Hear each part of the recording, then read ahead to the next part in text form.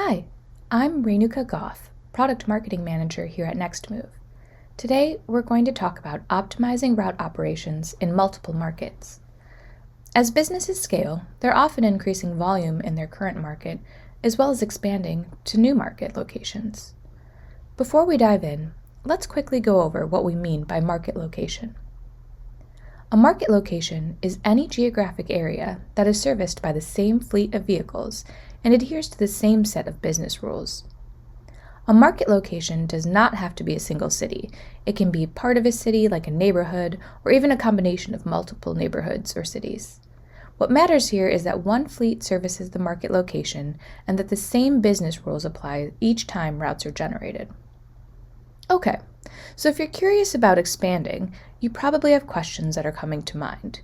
They might include, how many vehicles should I have in my fleet? And should I have a mix of vehicle types? One way to approach this is to take a current market that you service and apply what you know to the new market location.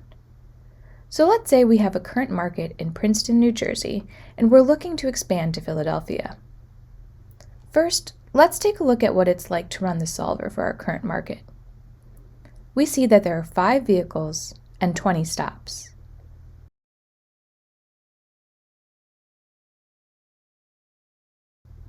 After we hit Run, optimized routes appear on the map.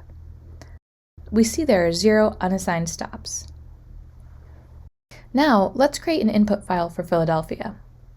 We're not entirely sure where the orders will come from, but we do expect that order volume will be similar to our current market.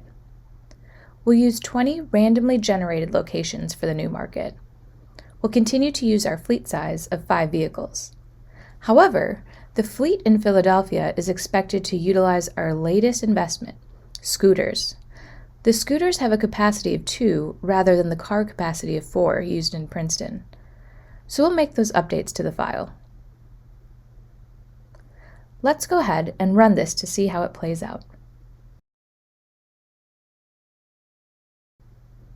Okay, we have some action on the map here, but we're also seeing 10 unassigned stops.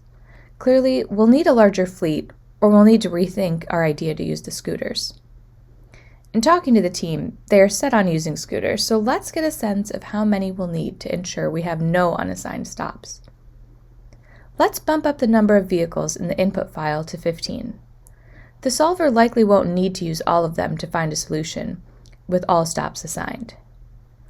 Let's go ahead and run this now. And remember, this doesn't necessarily determine minimum fleet size, which we will touch on in other content.